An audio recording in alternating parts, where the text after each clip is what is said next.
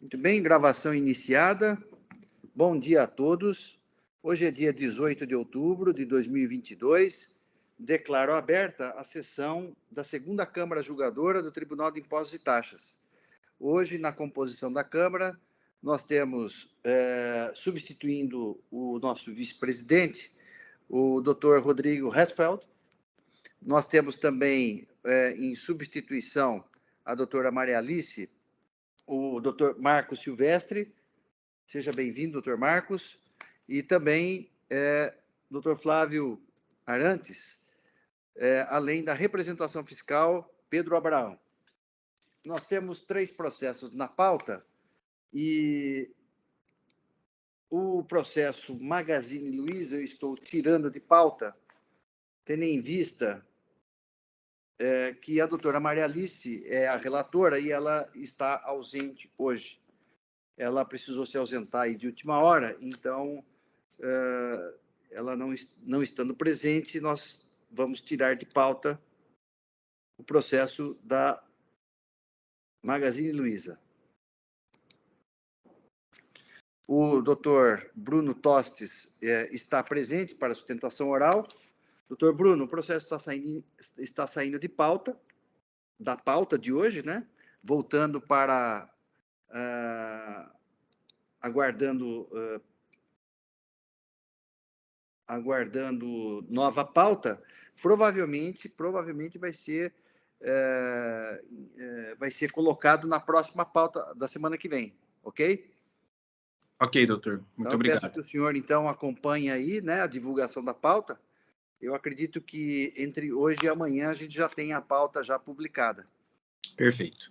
Provavelmente vai ser esse processo que vai entrar na sessão próxima. Combinado. Muito obrigado. Tá bom? Obrigado. Desculpe Boa aí semana. o atraso. Imagina. E agradeço a sua presença e até breve. Até. Tchau, tchau. Bom, o próximo processo da pauta, vamos iniciar aqui pelo processo da Térreos, que é o primeiro da pauta. A doutora Isabela Pacífico está presente, então, para acompanhar o processo. O doutor Flávio já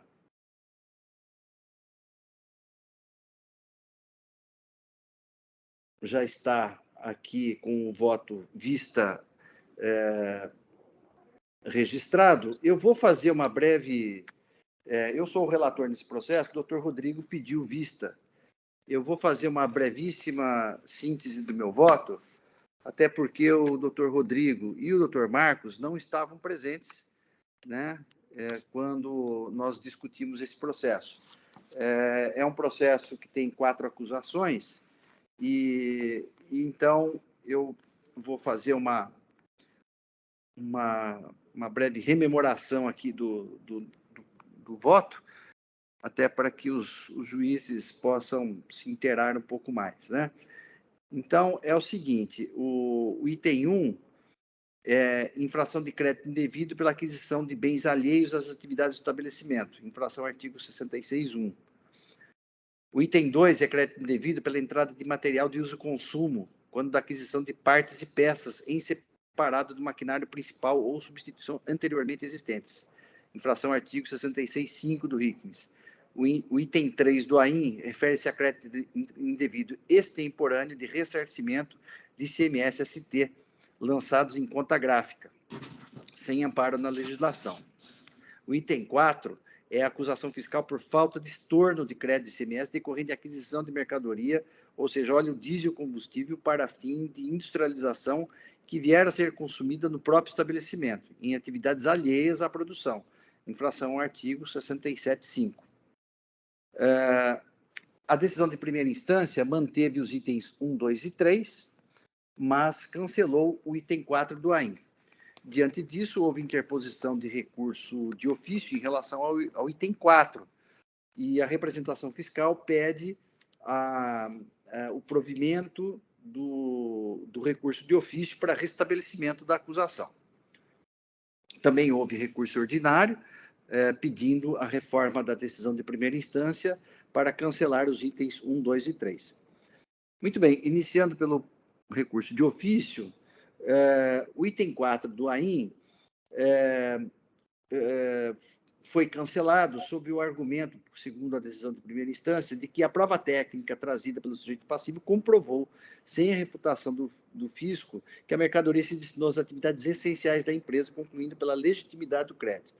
Foi interposto o recurso de ofício, que, em suas razões, a representação fiscal se reporta à manifestação fiscal em diligência às folhas 840 a 845, no sentido de que não foram glosados créditos das atividades fim, como, por exemplo, preparação do solo, mas sim outras atividades meio da empresa, óleo diesel utilizados em veículos para manutenção de estradas e combate de incêndio, e combustível para prestadores de serviço. O contribuinte, em síntese, assevera, em contra-razões, o acerto da decisão recorrida. De fato, consta dos autos que, em relação às atividades... Aí estou agora ponderando aqui. De fato, consta dos autos que, em relação às atividades de preparo do solo, manutenção de soqueira, colheita, transporte, o crédito realizado pelo contribuinte foi aceito pela fiscalização, conforme se vê de folhas 806. Mas, em relação ao óleo diesel destinado para manutenção de vias de acesso, combate a incêndio, dentre outros, a fiscalização considerou como atividades meio, justificando a glose do crédito de imposto. O mesmo produto, óleo diesel, em outra situação, segundo a fiscalização, não foi utilizado pelo contribuinte, mas direcionado a terceiros fornecedores de cana, cujos veículos são pertencentes a terceiros, utilizando o seu próprio combustível, de modo que tais atividades estão dissociadas do seu processo produtivo, a razão pela qual deveria ter sido estornado. E aqui eu trago um excerto da manifestação fiscal de folhas 806, que bem esclarece isso, que são dois aspectos, o item B e o item C aqui da manifestação fiscal, dizendo exatamente isso.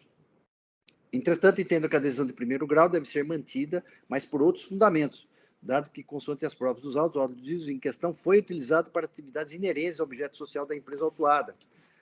Há que diferenciar a destinação do óleo diesel para atividades dos itens B e o C.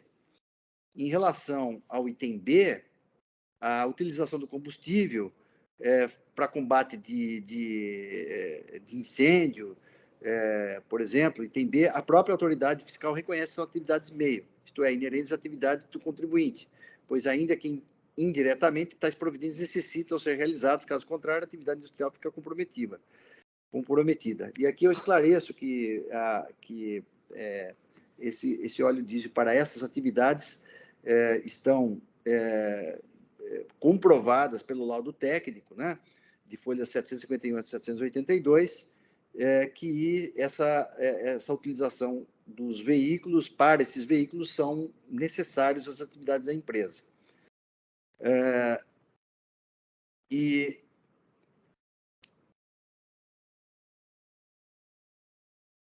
Bom, aqui depois, mais adiante, assim para que a gente possa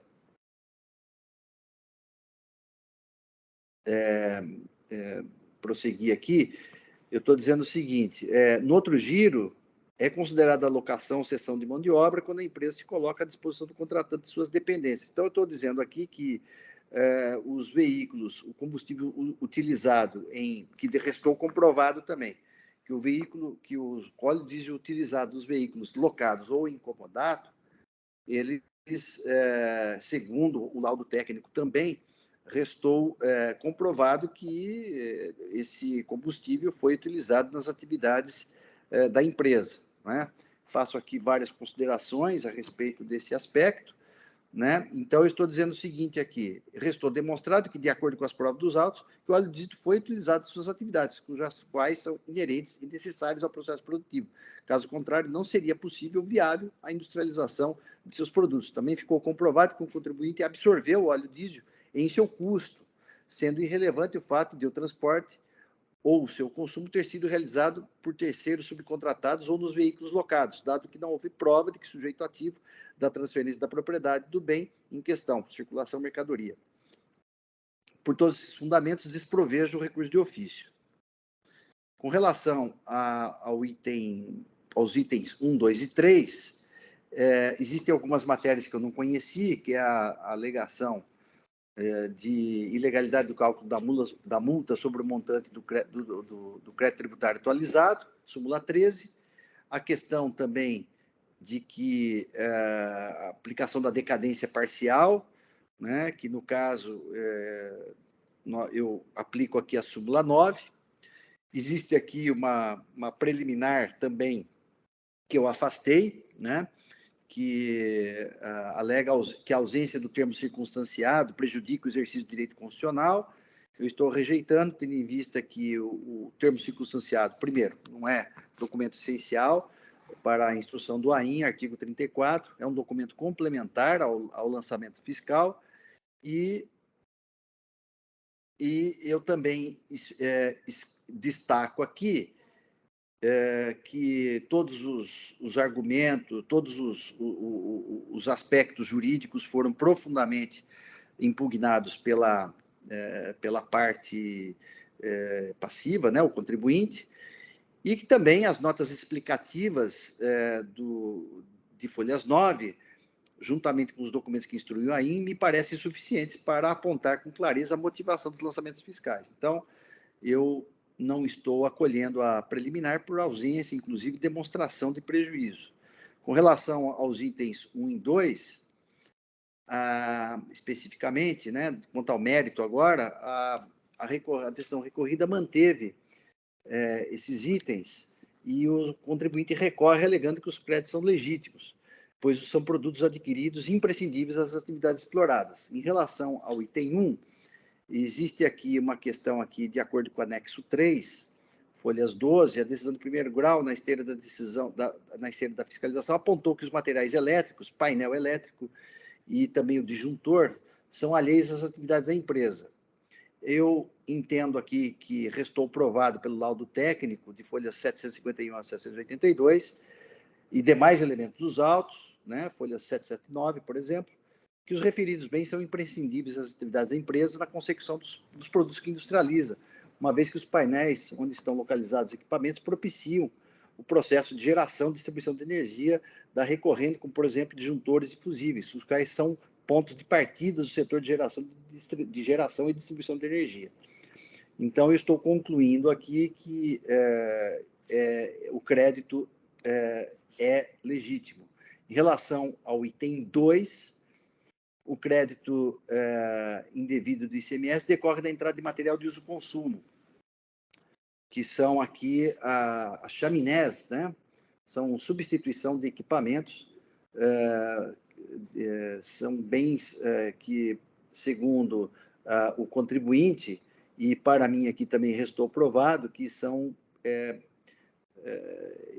materiais, né, essenciais às atividades da empresa, né? Porque a geração de vapor é composta de uma ou mais caldeiras, os quais recebem o bagaço da cana como combustível, vindo diretamente do setor de extração do caldo de cana.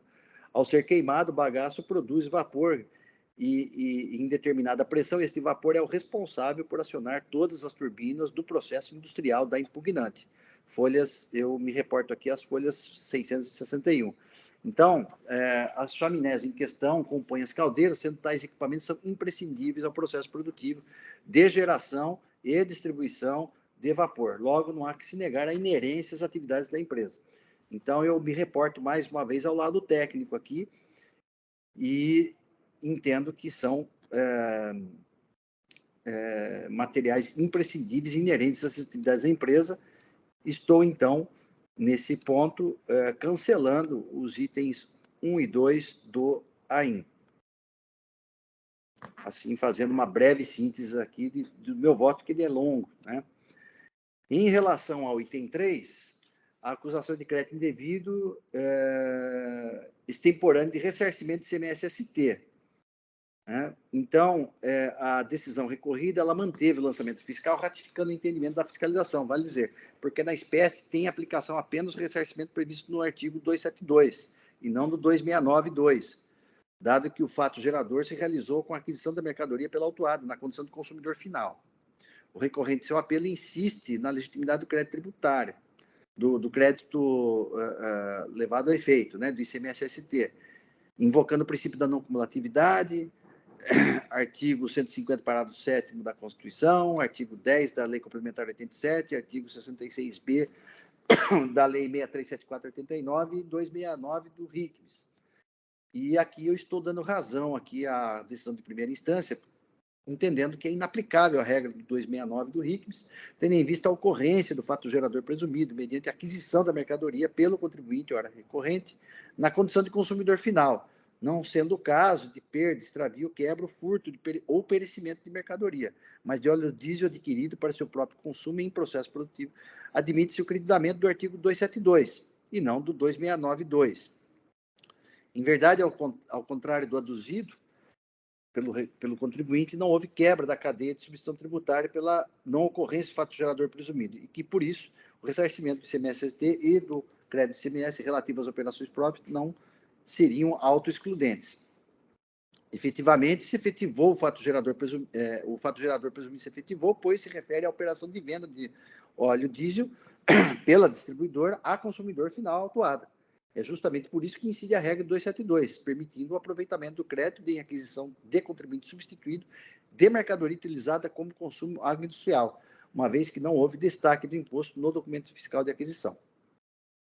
E aqui eu me reporto a manifestação fiscal sobre esse assunto, né, muito bem colocado pela manifestação fiscal, folhas 807/809, que adota como razões de decidir.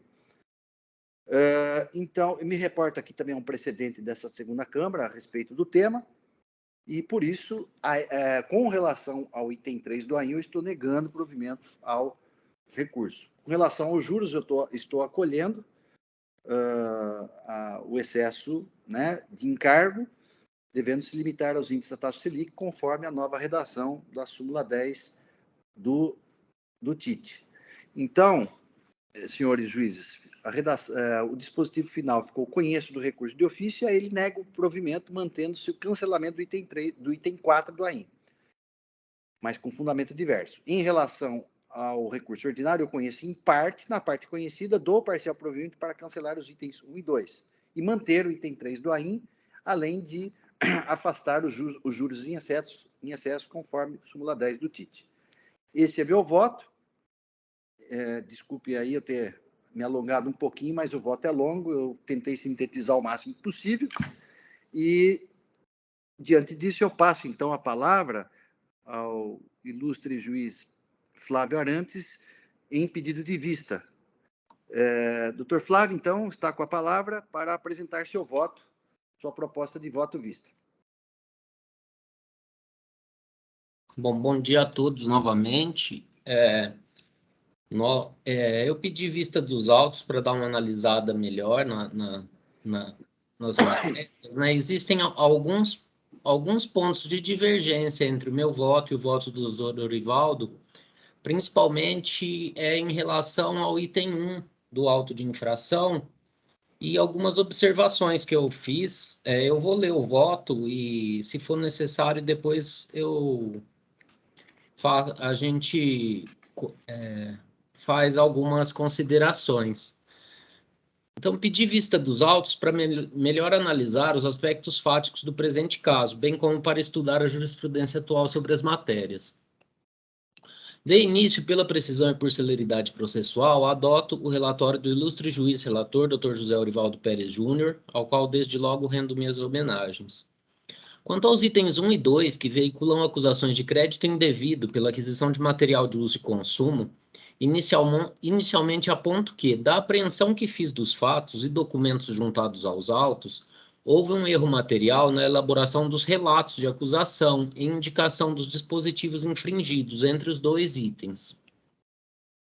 Observando-se a planilha de folhas 12, consta expressamente que os valores referentes ao item 1 dizem respeito às chaminés, e foi apontada a infringência ao artigo 66.5 do RICMES, material de uso e consumo, enquanto os valores referentes ao item 2, material para instalação elétrica, painéis e disjuntores, foram considerados como infringência ao artigo 66.1 do RICMES, material estranho à atividade do estabelecimento. Isso no demonstrativo de folhas 12, é uma planilha elaborada. Entretanto, analisando os relatos das acusações dos itens 1 e 2 e os dispositivos de infringência, verifica-se que a autoridade fiscal inverteu tal lógica quando da elaboração do auto de infração, relatando e capitulando os valores referentes às chaminés como materiais estranhos a atividades do estabelecimento, capitulando no 66.1 do RICMES, e relatando e capitulando o material elétrico como material de uso e consumo, artigo 66.5 do RICMES. Observo ainda que tal erro não foi questionado de forma explícita pela recorrente, que se limitou a pugnar pela nulidade da autuação de forma genérica, pela ausência de termo circunstanciado de trabalho fiscal, sendo que a questão, de forma objetiva, foi abordada na peça recursal apenas nos seguintes termos. Aí eu transcrevo um trecho da decisão, um trecho do recurso, na verdade, onde a matéria é tratada. Então eu vou ler aqui, abre aspas. Diferente do que restou asseverado na respeitável decisão recorrida, o termo circunstanciado de trabalho fiscal, com a descrição detalhada dos fatos, é imprescindível, uma vez que a descrição do fato gerador da obrigação correspondente das circunstâncias em que ocorreu consiste em requisito de validade obrigatório do auto de infração, a teor do disposto no artigo 99 do Decreto 5.486, regulamentador do processo administrativo tributário.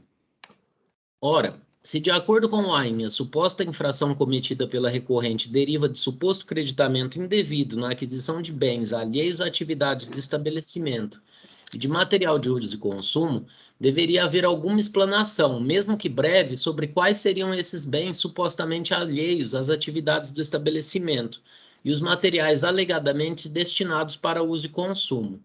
Aí fecho aspas. Então, nesses termos que a questão foi abordada no recurso. Aí volto para o voto. Desta forma, o recurso ordinário limita-se a questionar a falta de maiores explicações por parte do fisco em relação aos fatos acusados, sem apontar a existência de erro de acusação. Mais adiante, inclusive, realiza a defesa em relação aos itens 1 e 2 de forma conjunta, razão pela qual entendo que não há prejuízo à defesa em razão do erro material cometido pelo fisco. Veja-se. Aí volto já no ponto do recurso onde é feita a defesa de mérito sobre os itens. Então, abro aspas. Considerando que não há maiores explanações acerca dos motivos que embasam o entendimento da douta fiscalização, a recorrente pressupôs que a constatação da suposta infração deu-se a partir da simples análise dos registros de entrada dos produtos painéis eletrônicos, disjuntores e chaminés. Nesse sentido, o presente tópico tem como escopo apresentar os elementos que evidenciam o direito ao creditamento referente à aquisição dos referidos produtos, vez que se tratam de bens imprescindíveis para a regular fabricação e comercialização de álcool e açúcar, conforme será demonstrado a seguir. Aí fecho aspas. Volto ao voto. Diante do evidente e singelo erro material na elaboração do auto de infração, e autorizado a atuar de ofício com fundamento no artigo 13 da Lei 13.457, inicialmente realizo a correção dos dispositivos apontados como tendo sido infringidos, ficando invertidas as infringências apontadas para os itens 1 e 2 do auto de infração, bem como as expressões relativas a tais capitulações constantes do relato de acusação. Nos termos do parágrafo 1º do citado artigo 13, fica ressalvada a possibilidade de efetuar o pagamento do débito fiscal no prazo de 30 dias, contado da intimação, com desconto igual ao que poderia ter usufruído no decurso do prazo previsto para apresentação da defesa, em relação aos itens 1 e 2 do auto de infração. Avançando quanto ao mérito, em relação ao item 1, temos que se trata da glosa dos créditos referentes a aquisições de chaminés para as caldeiras do estabelecimento. As folhas 12 do auto de infração contam ainda as informações de que tais chaminés foram adquiridas para substituir as chaminés já existentes no estabelecimento, que tais chaminés são peças de equipamentos maiores das caldeiras, adquiridas separada e anteriormente às mesmas. Desta forma, embora a autuada alegue que se trata de aquisição de ativo imobilizado com direito ao crédito nos termos do artigo 29.2 das disposições transitórias do RICMES, Fato é que tais aquisições não poderiam ser contabilizadas no ativo imobilizado, visto que visam substituir partes e peças já existentes na planta industrial. A matéria é tratada nos itens 11 a 17 da Decisão Normativa CAT 1/2000, elaborada tendo como base o Manual de Contabilidade das Sociedades por Ações, da FIPECAF. Veja-se, aí eu transcrevo a Decisão Normativa CAT, os itens mencionados. Aí volto ao voto. Em seu voto, o ilustre relator adota o entendimento de que a Lei Complementar 8796 teria ampliado o conceito do direito ao crédito dos materiais de uso e consumo previsto no convênio ICMS 6688. Vejamos o que diz a Lei Complementar. Aí eu coloco aqui o dispositivo da Lei Complementar, com destaque para o artigo 33, que fala que somente darão direito ao crédito as mercadorias destinadas ao uso e consumo do estabelecimento, nele entradas a partir de 1º de janeiro de 2033. Então, entendo que se a nova regra trazida pela Lei Complementar 8796 só se aplica aos fatos verificados a partir de 2033, qualquer discussão sobre alteração ou não da disciplina do convênio 6688 pela LC 8796 deve aguardar o prazo previsto para a entrada em vigor da nova regra, devendo até então ser aplicada a regra vigente do convênio ICMS 6688. Então, desta forma, o fato das partes e peças serem ou não imprescindíveis para a continuidade do processo produtivo do estabelecimento não me parece o critério legal mais adequado para aferir o direito ao crédito. No caso, sendo as chaminés partes e peças das caldeiras adquiridas em substituição às já existentes, para manutenção das caldeiras, trata-se efetivamente de despesa operacional e não de aquisição para o ativo imobilizado, de forma que não há direito ao crédito, fica mantido o item 1. Já quanto ao item 2, que trata de aquisição de materiais elétricos, painéis e disjuntores, consta da planilha de folhas 12 que tais materiais são destinados ao setor de geração e distribuição de energia do estabelecimento, e consta também que não são destinados a substituir materiais já existentes no estabelecimento.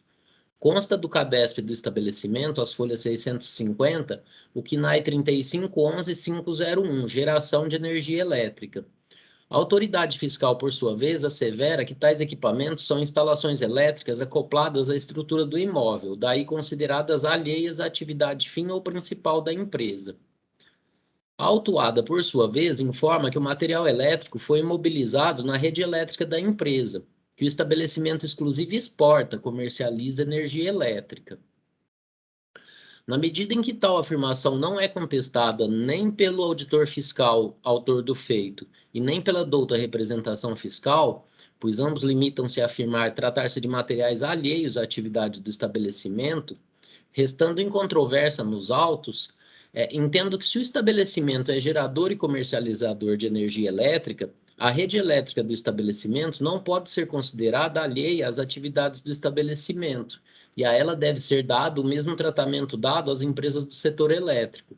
Então, nesse caso, pela dicção do item 12 da Decisão Normativa CAT 1/2000, em se tratando de partes e peças adicionadas à rede elétrica, consta dos autos que os materiais não foram adquiridos para substituir materiais já existentes, ainda que sejam partes e peças, devem integrar a conta do ativo imobilizado. Veja-se, aí eu transcrevo o item 12 da Decisão Normativa CAT, que faz essa diferenciação da forma como as partes e peças são contabilizadas ou como ativo imobilizado ou como despesa. Então, a decisão normativa fala o seguinte: desta forma, devem integrar a conta de ativo imobilizado as partes e peças contabilizadas como adição ao ativo imobilizado em operação, e não como ativo circulante, que seria a conta do estoque, cujos valores correspondentes posteriormente são lançados em despesas operacionais, custos de produção, gastos gerais de fabricação ou nome equivalente. Então, desta forma, por tais fundamentos, também entendo que o item 2 deva ser cancelado. Então, aqui eu estou acompanhando o Dr. Orivaldo pelo cancelamento do item de painéis e disjuntores. Quanto ao item 3, eu acompanho o relator. Aí eu aponto aqui que já tive a oportunidade de julgar acusação semelhante referente a estabelecimento diverso da mesma empresa, localizado em Olímpia, onde, da mesma forma, conforme consulta amostral as chaves de acesso das DANFs, verifico que o óleo diesel é adquirido de distribuidoras. Sendo tais distribuidoras já substituídas tributárias em relação ao diesel, nos termos do artigo 412.2 do RICMES, não há de se falar em fato gerador não realizado, sendo a operação de aquisição praticada pela autuada já subsequente à etapa onde houve a retenção por substituição tributária, o que corresponde à saída do fabricante para o distribuidor. Aí eu trago aqui a decisão da época que foi mantida pela Câmara Superior. Então, fica mantida a acusação do item 3. No tocante ao item 4, que é objeto do recurso de ofício, conforme apontado pela douta representação fiscal em seu parecer de folhas 847 a 852, o fundamento central adotado pelo ilustre julgador fiscal foi a falta de refutação do laudo de folhas 750 a 782, apresentado em sede de defesa por parte do auditor fiscal responsável pela lavratura em sua manifestação fiscal. Todavia, analisando tal manifestação fiscal, as folhas 806, bem como a reiteração de tal manifestação em sede de diligência solicitada pela douta representação fiscal, verifica-se que o auditor fiscal classificou o crédito em 3 classes: atividade fim, que é o preparo do solo, manutenção de soqueira, colheita e transporte; atividade meio, que é a manutenção de vias de acesso e outras saídas identificadas; fornecimento de combustível a terceiros. Conforme tal classificação, foram admitidos os créditos em relação às atividades indicadas no primeiro item e glosados os créditos das demais atividades. A matéria é controvertida e, ao final e ao cabo, na minha apreensão dos fatos, consiste em aferir se o disposto no item 3.5 da Decisão Normativa CAT 1/2001 tem aplicação a tais atividades. Aí eu transcrevo o item de outra Decisão Normativa CAT que fala especificamente sobre o direito ao crédito de combustíveis, né? Aí eu destaco aqui no finalzinho do trecho, veículos utilizados no interior do estabelecimento, na movimentação dos insumos ou mercadoria, ou que contribuam na atividade industrial e ou comercial de prestação de serviços do contribuinte. Então, eu entendo que esse que é o critério para verificar se existe ou não direito ao crédito. Aí passo a análise. No caso concreto, temos que a acusação compreende uma gama de atividades descritas nas folhas 59, dentre as quais, de acordo com a tabela de folha 58, são mais relevantes o abastecimento de veículos para o transporte de pessoas para o trabalho e os abastecimentos para veículos e equipamentos de apoio para o corte, transbordo e transporte de cana-de-açúcar. Ainda constam atividades como o abastecimento de veículos para o transporte de combustível e veículos para o enfardamento da palha, embora menos relevantes em termos de valores. Não vejo como concluir que tais abastecimentos não contribuem para a realização das atividades do estabelecimento. Quanto aos aludidos abastecimentos em veículos de terceiros, as informações que localizei no AIM constam da planilha de folha 74. Abro aspas aí, fornecimento de óleo diesel combustível para fornecedores, transportadores e outras prestações de serviço, fecha aspas, sem maiores especificações. Por outro lado, a autuada afirma em seu laudo que parte dos veículos abastecidos são locados, com abastecimento a cargo do locatário, e que outra parte do combustível é fornecida a terceiros subcontratados, sem que ocorra a comercialização do combustível nesse segundo caso. Como a acusação está calcada apenas nas informações declaradas pela autuada, e não havendo maiores esclarecimentos sobre a quantidade de combustível destinadas a veículos locados, em relação aos quais tenho por incontroverso o direito ao crédito, nem maiores esclarecimentos sobre os abastecimentos realizados para terceiros, acompanho o ilustre relator pela manutenção da respeitável decisão recorrida. Então, ao final, eu estou divergindo só quanto ao item 1, que trata das chaminés. No mais, por fundamentos diversos, aí eu estou acompanhando o doutor Arivaldo pelo cancelamento do item 2 e pela manutenção do cancelamento do item 4.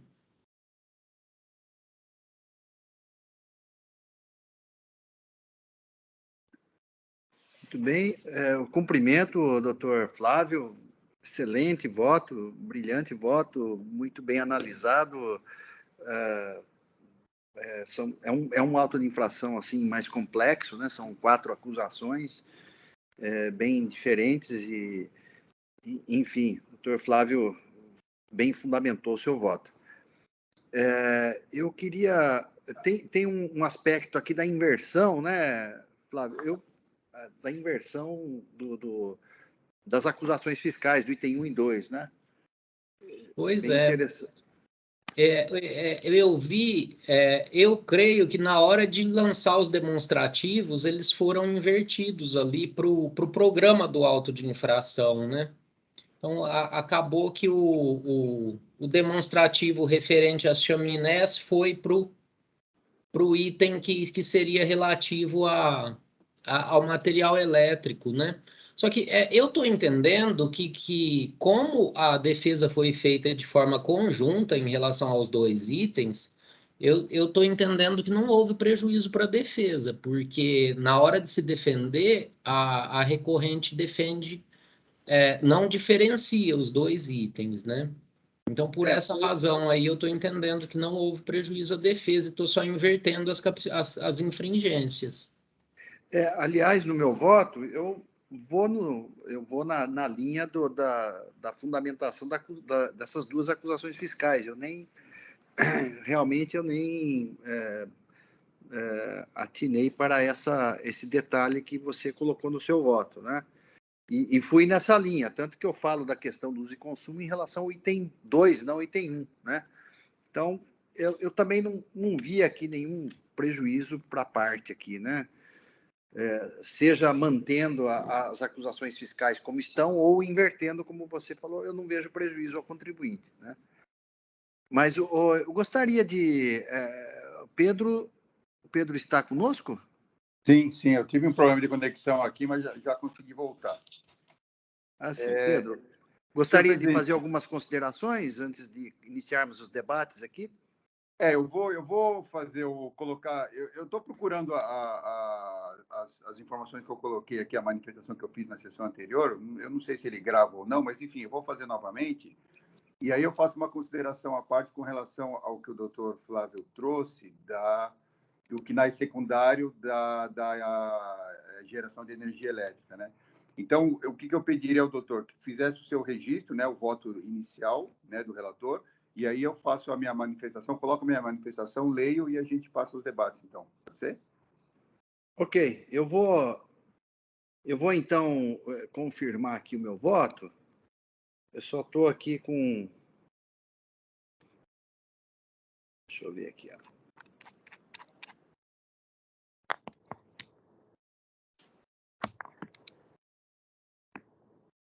Doutor Flávio, eu vou confirmar meu voto, porque a estrutura do meu voto, principalmente em relação ao uso e consumo, está em relação ao item 2. Eu teria que fazer uma alteração aqui, e como eu não vejo assim, a questão da subsunção aqui, ela não me preocupa aqui, né? Então, não vai mudar a linha de raciocínio do meu voto. Então, eu vou manter meu voto integralmente. Eu fiz essa observação aí, doutor Orivaldo, porque eu acabei cancelando também o item 2, mas por fundamento diverso, para justificar a manutenção do item 1, como a acusação do item 1 está como bens alheios à atividade do estabelecimento, eu achei difícil fundamentar, manter o item, falar que uma chaminé de caldeira seria alheio à atividade do estabelecimento da usina. Então, para mim manter a acusação, eu considero que tecnicamente é necessário fazer essa inversão aí das acusações. Porque senão estaria julgando aí que a chaminé seria um bem alheio à atividade do estabelecimento. E eu tive certa dificuldade para prosseguir dessa forma. E na verdade eu entendi que pelas provas dos autos ela é necessária, por isso que eu cancelei. Então, chegamos à mesma conclusão. Eu estou aqui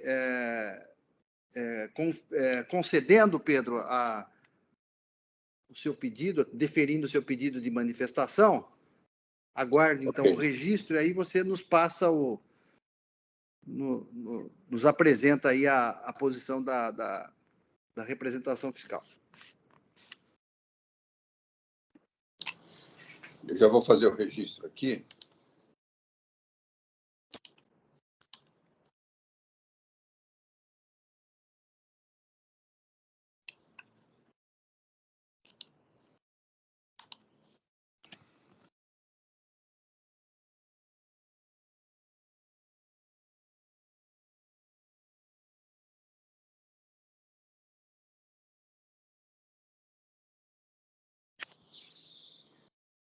Tive que entrar pelo celular aqui, porque eu não sei o que está acontecendo com o computador, ele está com um barulho estranho.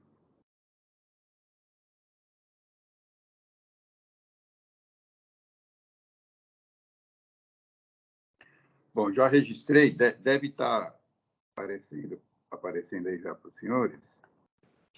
Pois não, Pedro, com a palavra. Eu vou passar a leitura, então. Mas, basicamente, o que eu já falei na última sessão nossa, né? Então, todo respeito ao voto do ilustre juiz relator, entendemos que nosso parecer em recurso de ofício e nossas contrarrazões em recurso ordinário bem analisaram os 4 itens, né? Quanto aos itens 1 e 2, a glose de créditos foi justificado pela aquisição de bens alheios à atividade do estabelecimento, item 1, e por aquisição de material de uso e consumo, quando da compra de partes e peças para manutenção de máquinas ou equipamentos. Os bens denominados painéis eletrônicos disjuntores, cabine de comando, tal, são, em verdade, peças e componentes do sistema elétrico da empresa, ou seja, são instalações elétricas acopladas à estrutura do imóvel, portanto, pertencente à atividade meio e, por conseguinte, considerados bens alheios à atividade fim ou principal da empresa, nas folhas 12, anexo 3. Com relação à atividade de geração de energia elétrica constante como atividade secundária no cadastro da autuada, verificamos que tal atividade se iniciou a partir de 6/2/19, ou seja, posteriormente às datas de aquisição dos materiais elétricos, motivo pelo qual justifica-se a glosa dos respectivos créditos, uma vez à época da aquisição, a autuada ainda não possuía tal atividade e, portanto, não há falar-se em relação de tais materiais com a atividade da empresa. Ressalte-se que o CNPJ, número tal, incorporado quando da criação da autuada, não possuía nenhuma atividade secundária com relação à energia elétrica, motivo pelo qual consideramos como início dessa atividade a data de 6/2/19. É que nós verificamos lá no CADESP que essa empresa provavelmente foi feita à base de sucessão, né? Foram sucessão e incorporação, foram pegas outras empresas que se compuseram e deram origem a térreos. Então, essa daqui, esse CNPJ que eu trouxe aqui, era a mais antiga que eu peguei nessa sucessão e ela não possuía essa atividade secundária de geração de energia elétrica. Então, estou considerando que ela começou essa atividade secundária quando dessa incorporação, dessa nova empresa, que é, portanto, 6/2/19, e a aquisição dos materiais foram feitos em 2016. Então, não há falar-se em relação com as atividades da empresa. Bom, voltando ao meu parecer. Quanto às chaminés, são partes e peças de uma estrutura maior que foram cambiadas em virtude de manutenção, portanto, considerados como material de uso e consumo, haja vista as condições mencionadas, as florestais, uma vez que são partes e peças adquiridas separadamente e em substituição existente, conforme classifica as decisões normativas 1 e 2 de 2000 e 1 de 2001. Portanto, segundo o artigo 665 do Regulamento ICMS, e esse é o nosso principal argumento, material de uso e consumo é assim entendida a mercadoria que não for utilizada na comercialização ou a que não for empregada para integração no produto ou para consumo no respectivo processo de industrialização ou produção rural.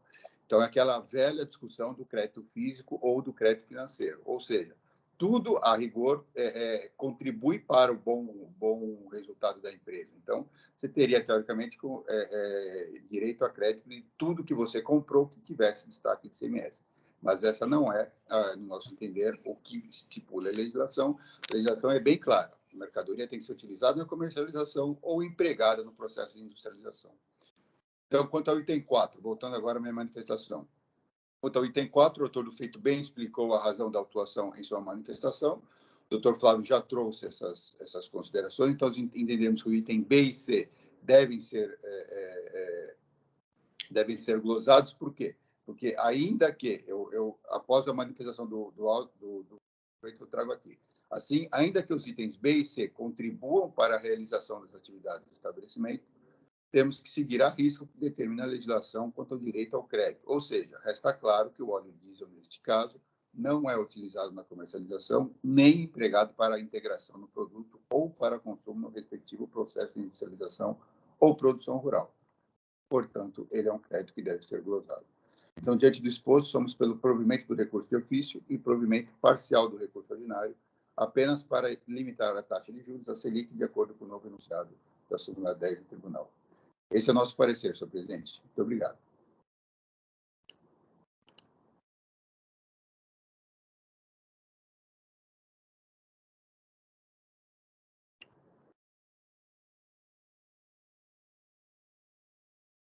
Fico à disposição aí se houver mais alguma dúvida que os senhores queiram discutir.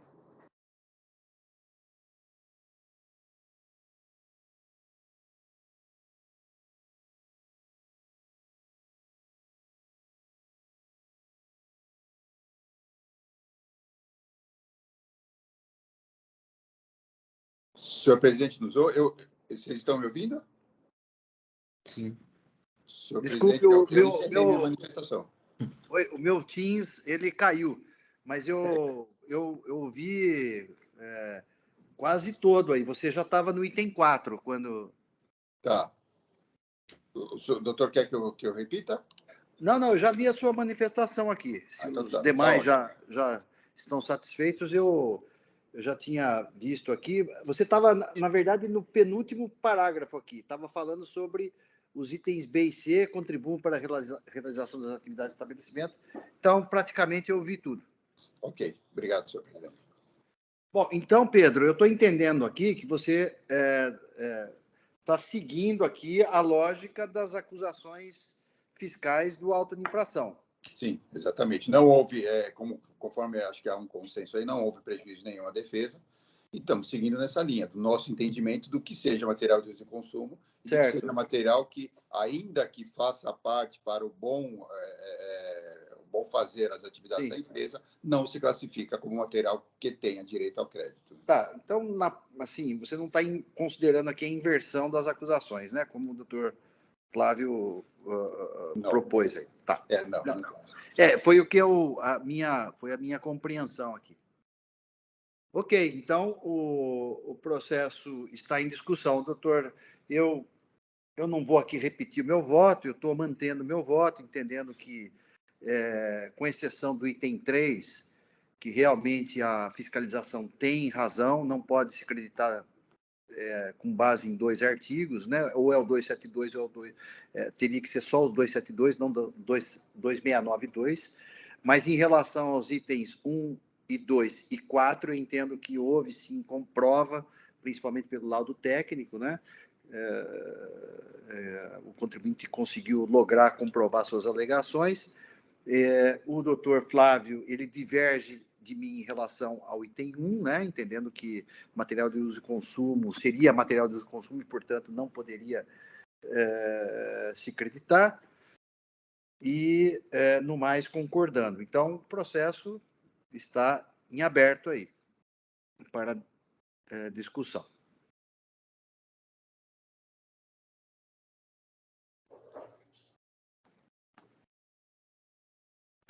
Com licença, doutor, só vou manifestar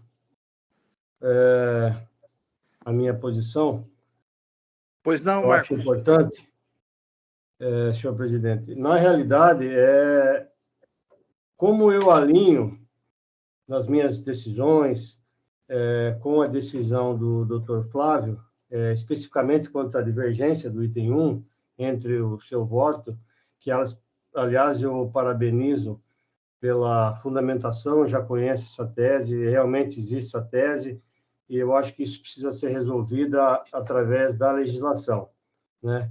Como existe essa questão de prorrogação do prazo para apropriação do crédito, por estar legal, eu consolido com essa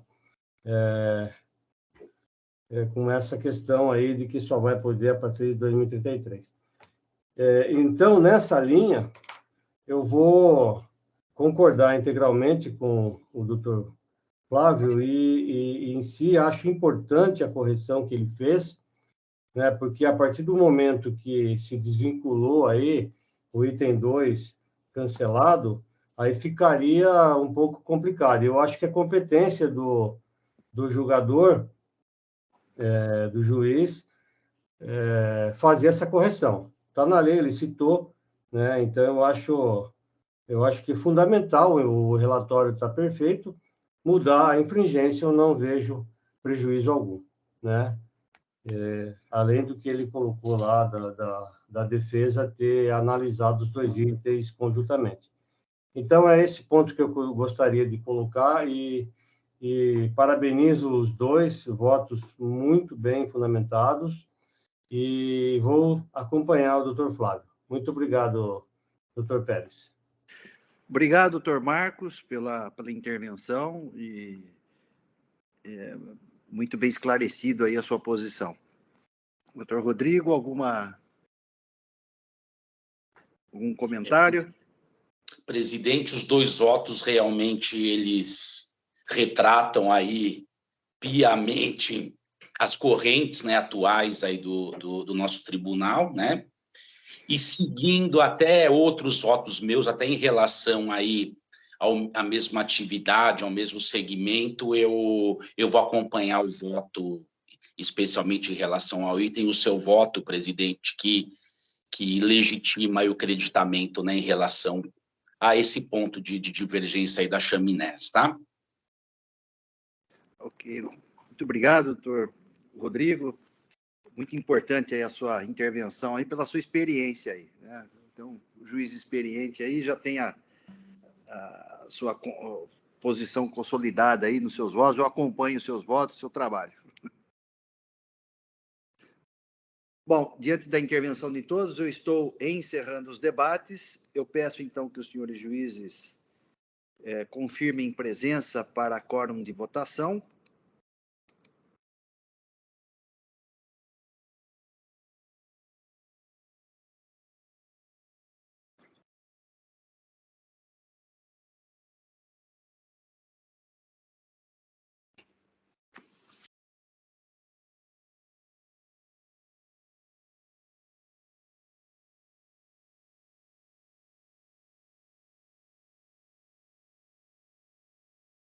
Só um minutinho, presidente, acho que caiu a minha conexão aqui agora, só acho que é rápido. Não, tudo bem, só falta você mesmo aqui. Tá. Obrigado.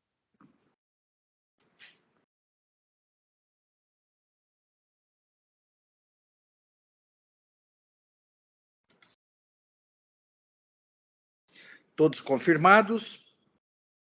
Processo em votação.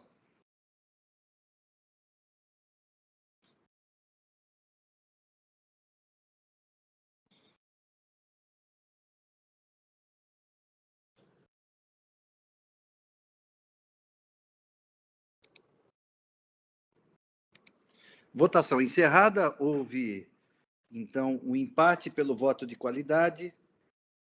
Prevalece o voto do relator na condição de presidente.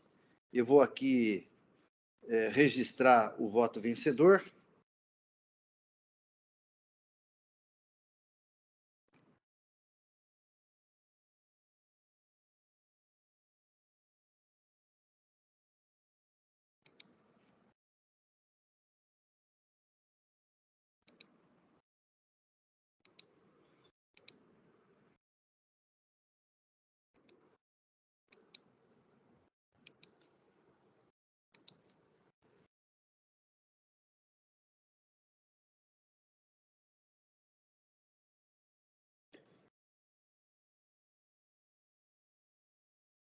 O voto vencedor, então, proclama o resultado do julgamento, o recurso ordinário, parcialmente conhecido, e na parte conhecida, parcialmente provido, cancelando os itens 1 e 2, mantendo o item 3, mais o afastamento do excesso de juros.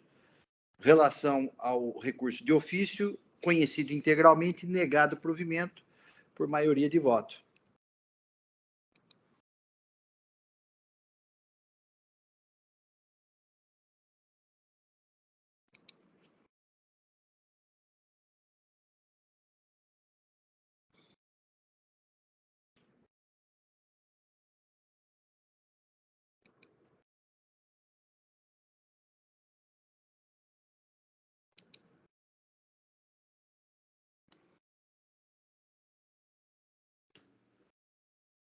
Muito bem.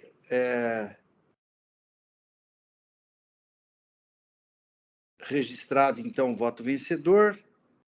Julgamento encerrado. Eu agradeço a presença da doutora Isabela, não é? Pacífico. Muito obrigada a todos. Bom dia. Obrigado, doutora. Até mais. Até breve. Passamos, então, ao próximo processo da pauta. O meu registro já está feito. Eu sou o relator. Processo Planmar, Indústria e Comércio de Produtos Plásticos, o AIN ao 4, 146.952.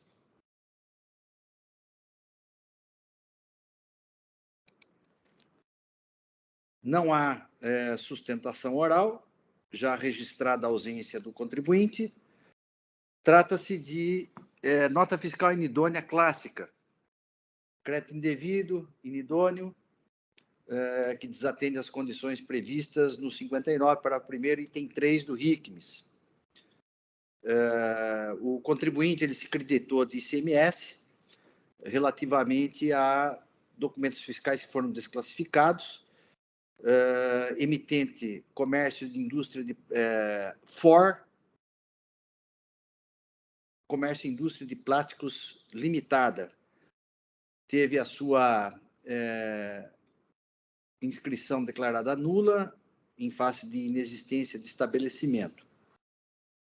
O contribuinte alega aqui preliminar de nulidade da decisão recorrida por fundamentação precária.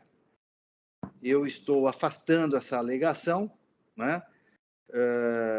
Porque o recorrente alega o seguinte, que a decisão de primeiro grau proferida é nula de plena lei, uma vez que não teria havido apreciação de quaisquer das provas apresentadas.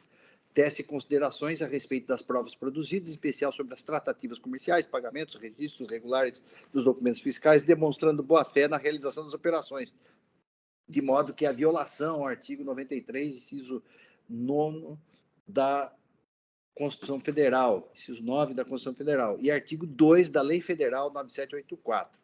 Eu estou rechaçando essa nulidade, tendo em vista que eu entendo aqui que a decisão de primeiro grau analisou precisamente aqui as provas, as alegações do contribuinte e transcrevo um excerto aqui da decisão recorrida, que me reporto, né? Itens 29 a 50, folhas 830 a 833, demonstrando que houve, sim, análise adequada da decisão da defesa do contribuinte. Então, não houve demonstração de ausência ou insuficiência de fundamentação e não há nenhuma nulidade ou demonstração de prejuízo da parte. Então, eu estou aqui afastando aqui a preliminar de nulidade da decisão. Quanto ao mérito, o contribuinte entende que houve demonstração de boa-fé e da efetividade das operações.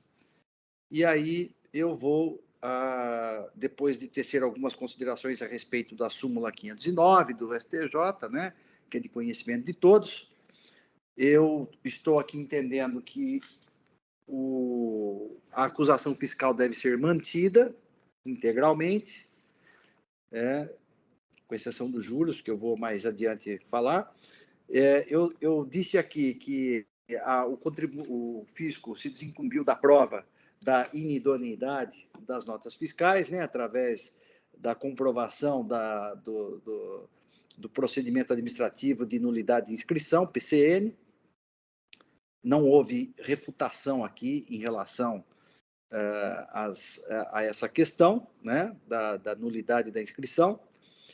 E, então, diante do fato incontroverso, né, da inidoneidade, essa parte da prova do fisco foi muito bem demonstrada.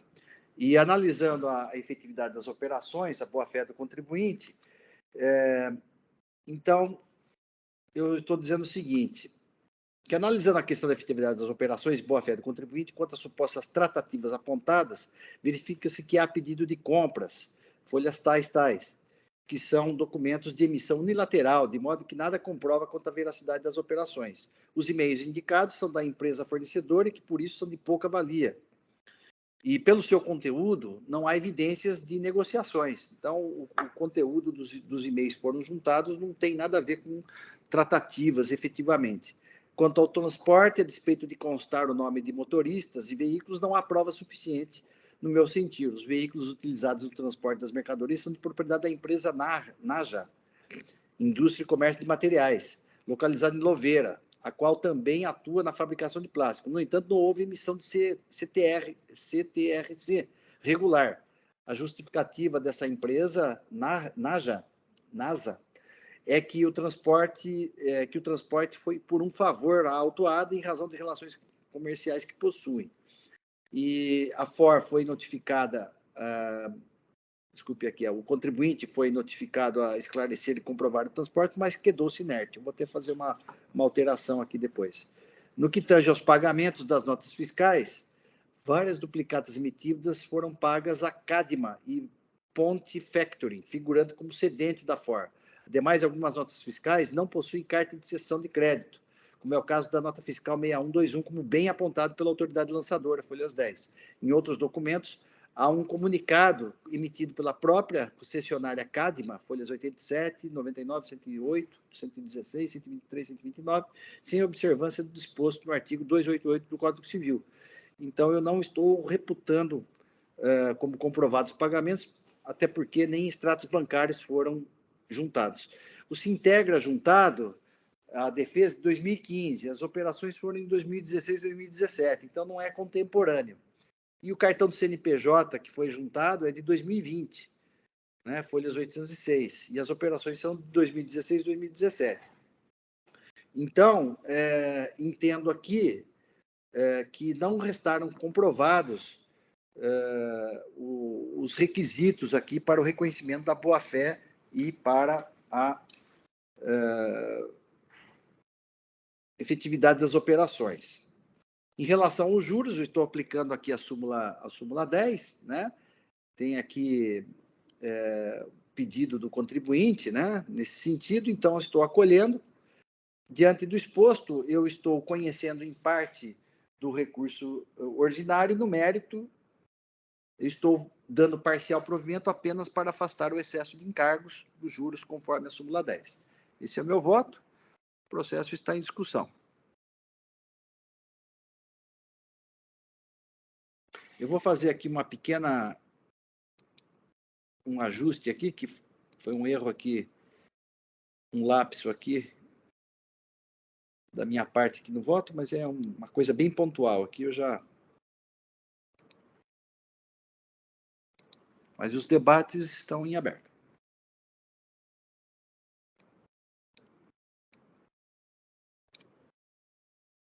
Estamos de acordo, senhor presidente. Doutor José Orivaldo, eu também estou de acordo com o voto, apenas aproveitando aí que o doutor está fazendo uma edição, no parágrafo subsequente ali ao que é citado o processo de inidoneidade, consta que a empresa nunca desenvolveu atividade no local. E pelo PCN aí, na verdade, o local era incompatível com as atividades, né? Então, só para aproveitar aí as correções. Aqui seria onde começa aqui.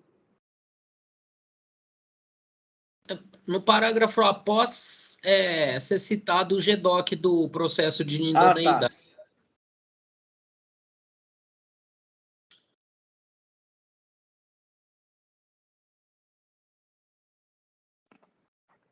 Aqui seria dado que nunca desenvolveu atividade no local. Na verdade, é aquela história, tem a sala, acha a pessoa lá, mas não tem movimentação de mercadoria, né? Então, eles foram lá, constataram, mas não é só uma sala, né? Seria, então, incompatibilidade da atividade, Isso. é isso? Aham. Para evitar aí algum pedido de nulidade, né?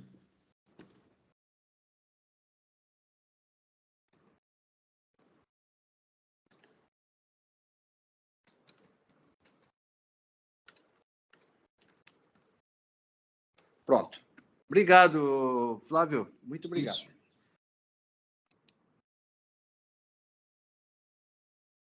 Muito bem, então, com esse ajuste, posso encerrar os debates, então? Podemos? Pode ser, Eu doutor. acompanho, presidente, só o meu EPAT que deu uma travada aqui, mas eu acompanho, tá? Eu Tá. vou tentar estabelecer. Tá bom, sem problema. Também acompanho, doutor Pérez. Obrigado, Marcos. Obrigado. Então, eu estou encerrando os debates. Só aguardo confirmação de quórum para a votação. Só vou esperar o doutor Rodrigo aqui nos alcançar. Aqui.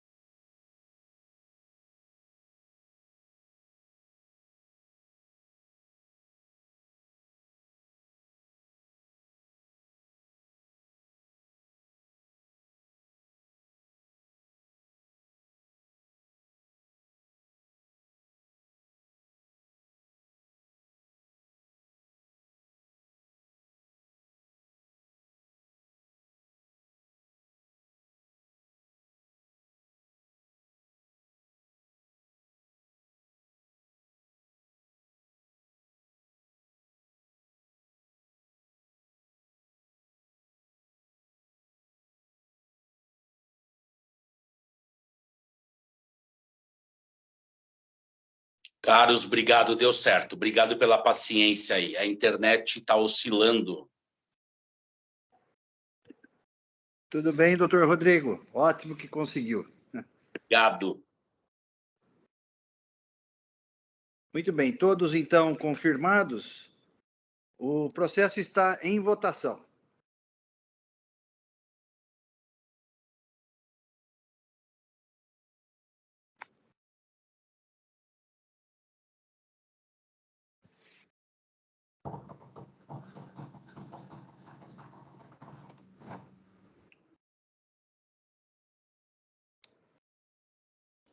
Votação encerrada. Proclamo o resultado do julgamento.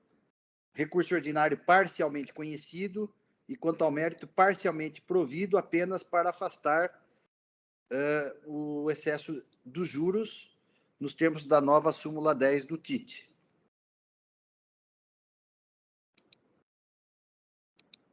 Julgamento encerrado. Só lembrando que, evidentemente, foi a unanimidade aqui, né, a votação. Julgamento encerrado. Com o encerramento deste processo, nós conseguimos aqui encerrar a pauta de hoje. Estou, então, encerrando o julgamento no EPAT.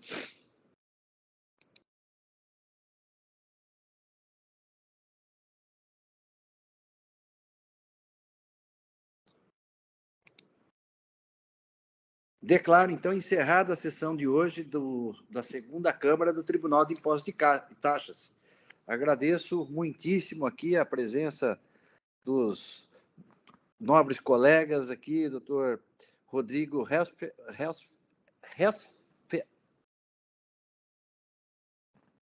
Helfstein e o doutor Marcos Luiz Silvestre, meu caro amigo. Também o Flávio Arantes, nosso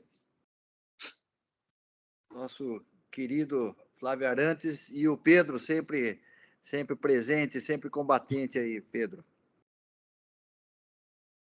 É sempre um prazer aí participar das sessões do TIT.